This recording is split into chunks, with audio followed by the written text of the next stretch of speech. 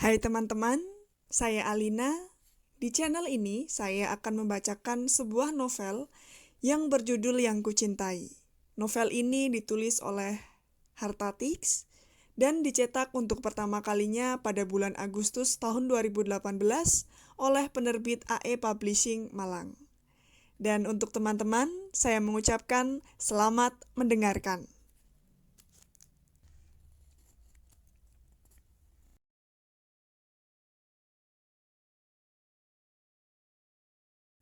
Tia, kamu kenal abang yang tadi itu? Tanya Suci saat istirahat sore tiba. Iya, kenapa teh? Ya nggak apa-apa sih, cuma sayang ya, orangnya ganteng, tapi mau sama empok-empok, kata Suci nyengir. Cynthia mengernyitkan dahi. Empok-empok?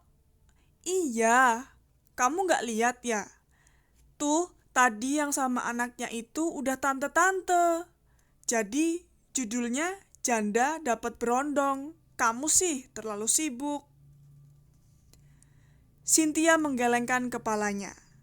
Tadi saat merapikan busana di dekat bilik ganti, anak kecil itu sempat membuat rok panjang Cynthia kotor karena es krim yang dibawanya. Sementara Danang tak melihat kejadian itu.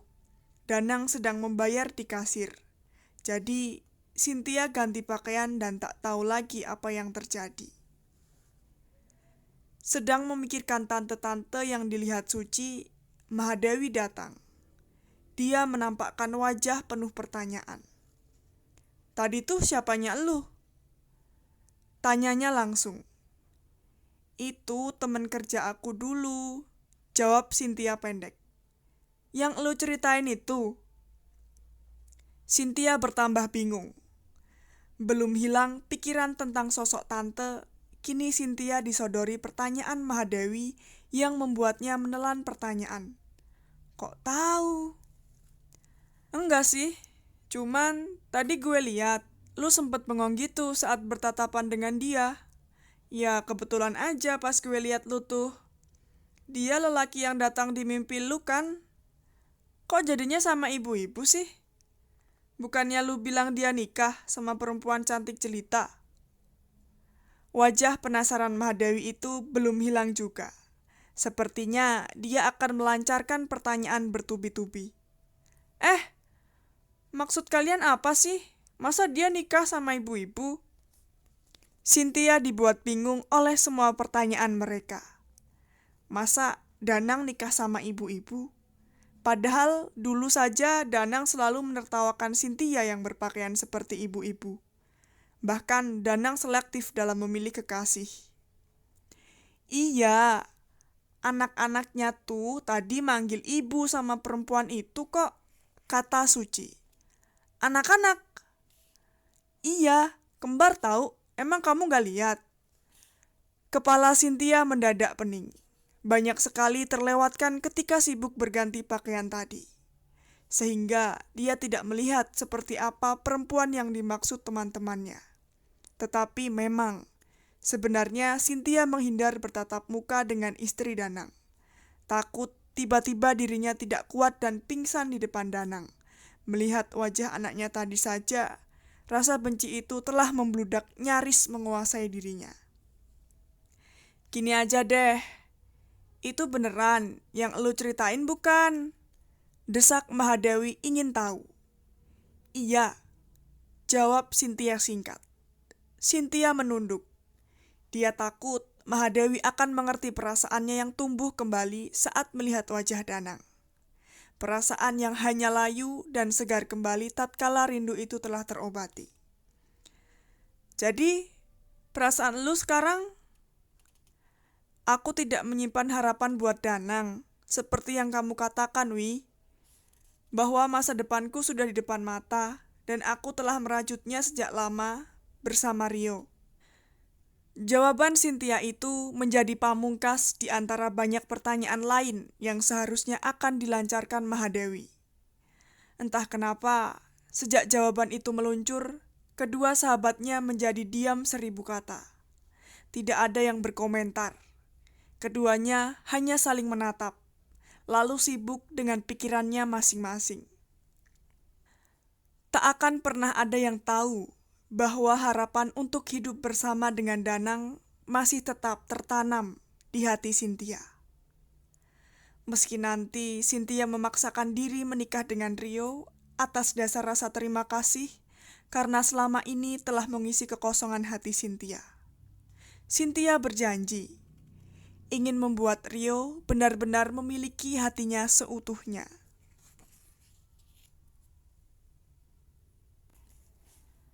Tiga. Tak terhitung seberapa banyak air mata telah ditumpahkan oleh Danang setelah Naya meninggalkannya. Naya adalah seorang istri setia, cantik, dan baik hati. Hatinya seputih kapas, halus dan tak ternoda. Hari demi hari setelah mereka melakukan ijab kabul dan resepsi, adalah hari kebahagiaan yang dirintis oleh keluarga baru itu. Selalu ceria dan penuh perhatian. Naya, sosok wanita sempurna yang benar-benar memiliki jiwa keibuan. Kebanggaan tersendiri bagi Danang mendapatkan Naya. Setelah berjuang, menumbangkan lawan-lawan yang berjuang pula mendapatkan cinta utuh dari Naya. Naya wanita jelita, dan semenjak mereka menikah, tentu banyak hati pria yang kecewa. Saat itu, Danang telah menang mendapatkan kejayaannya. Tak akan ada yang benci dengan sosok perempuan seperti Naya. Hubungan baik dengan teman, mantan, dan juga saudara benar-benar hubungan tak terpisahkan. Naya selalu menjaga keharmonisan kehidupan sosialnya sebagai pemerhati dan penyayang yang ulung. Hingga terlahir bayi kembar mewarnai kehidupan rumah tangga mereka. Kecintaan dan keserasian rumah tangga itu semakin indah. Kemudian bergabung pula dalam satu rumah Ibunda Naya. Ibu yang baru saja ditinggal suaminya menghadap ilahi dan seorang gadis cilik, anak jalanan yang kini menjadi anak asuh keduanya. Nay, Mas tak akan pernah melupakan baktimu pada Mas. Mas amat mencintaimu, masih seperti dulu, saat Mas mengejar-ngejar cintamu. Lirih Danang sembari mengamati foto Naya dalam dompetnya. 1 tahun lamanya, Danang memutuskan pindah ke Cikarang dan membangun sebuah pabrik konveksi di sana. Tujuannya hanya untuk melupakan kesedihan setelah ditinggal Naya. Betapa berat saat itu. Mas, kalau anak kita lahir kembar lagi, bagaimana menurutmu? Tanya Naya pada suatu malam. Ya alhamdulillah, berarti anak kita jadi 4, ya kan? Lebih banyak, lebih rame. Jawab Danang sambil mengelus perut Naya. Usia kandungan Naya saat itu 6 bulan. Sama seperti kehamilan sebelumnya. Naya ingin kelahiran bayinya sebagai buah kejutan untuk keduanya. Naya menolak untuk USG. Mau laki-laki atau perempuan? Tanya Naya penuh kelembutan. Terserah nanti, jawab Danang. Di samping mereka ada Beno dan Benny yang sedang tertidur pulas. Usia mereka baru 2 tahun dan sebentar lagi akan mendapatkan adik baru. Kalau perempuan, namanya siapa ya, Mas? Kembar atau tunggal? Tanya Danang, mengingat anak sebelumnya adalah kembar laki-laki. Tunggal dulu, kata Naya sambil mengelus kening Benny yang lebar. Kening itu sangat mirip dengan kening yang dipunyai Danang. Dalam hati Naya berdoa, semoga engkau akan pintar dan cerdas seperti papamu ya nak. Sinta. Sinta. Danang sempat terpaku melontarkan nama itu. Benarkah anaknya nanti akan dinamai Sinta? Orang bilang nama adalah doa. Bagaimana nanti kalau anaknya tumbuh seperti perempuan aneh yang bernama Cynthia?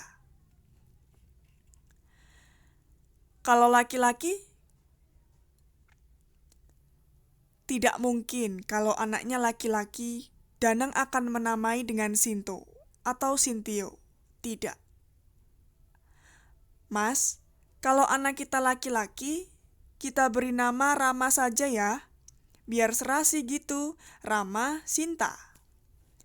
Kata Naya, sebelum Danang menemukan jawaban nama untuk anak laki-lakinya. Danang hanya mengangguk.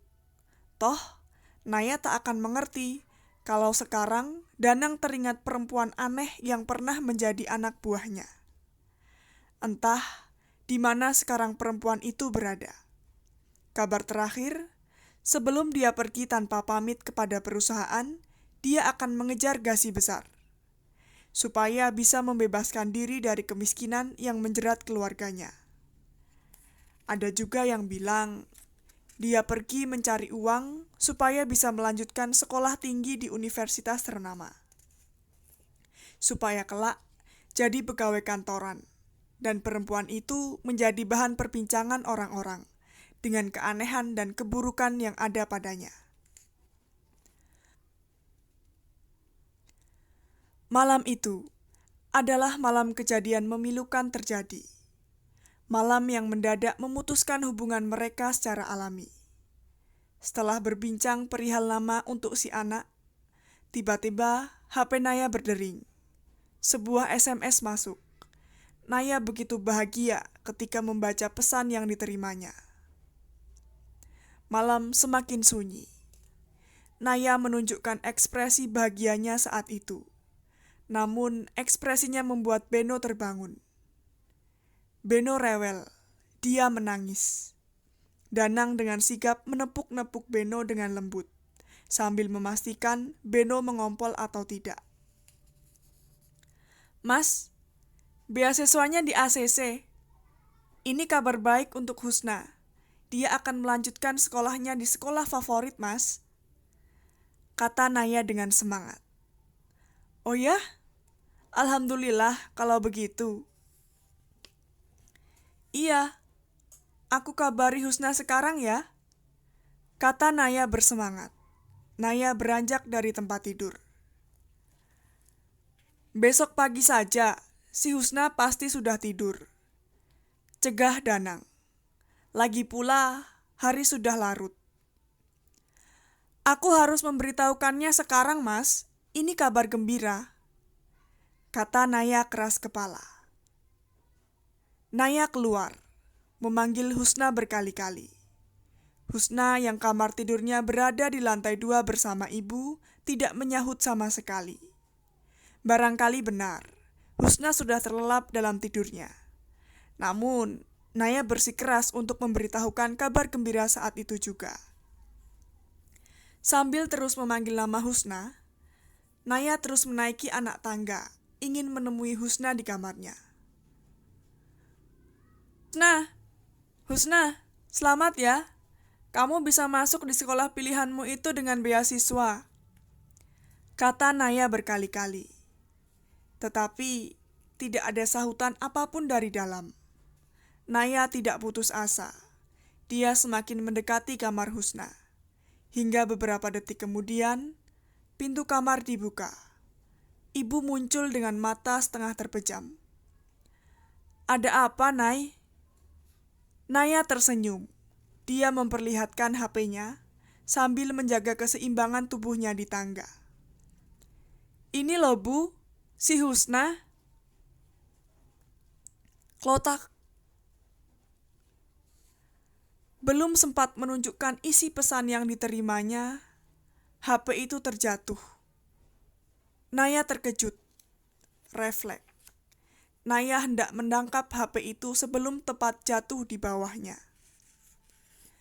Gerak refleks Naya yang disertai keterkejutan membuat dirinya yang sedang mengandung menjadi tidak seimbang. Tubuhnya oleng. Kaki kanannya sedikit bergeser dan tidak mendarat di anak tangga yang ingin diinjaknya. Dia semakin terkejut. Darahnya berdesir. Kemudian, kaki kirinya mencoba menyeimbangkan tubuh dengan hendak menginjak anak tangga yang sama. Namun semua itu begitu cepat terjadi. Ikut bergeraknya kaki kiri membuat Naya semakin tidak dapat menyeimbangkan diri. Dirinya kalap. Gerakan itu terlalu cepat. Bahkan, tangannya yang meraba-raba hendak berpegang pada pembatas tangga pun tak kuasa untuk menyengkeram. Naya jatuh menggelinding dari atas tangga. Kepalanya membentur beberapa anak tangga. Dia tak sempat berteriak, tak sempat berpikir. Semuanya di luar perkiraan. Naya jatuh menelungkup di lantai bawah. Naya! Darah mengucur deras. Beberapa detik, lantai basah oleh darah bercampur air yang mengalir dari pangkal paha Naya. Ibu Naya menjerit. Dia berlari menemui anaknya yang tak sadarkan diri detik itu juga.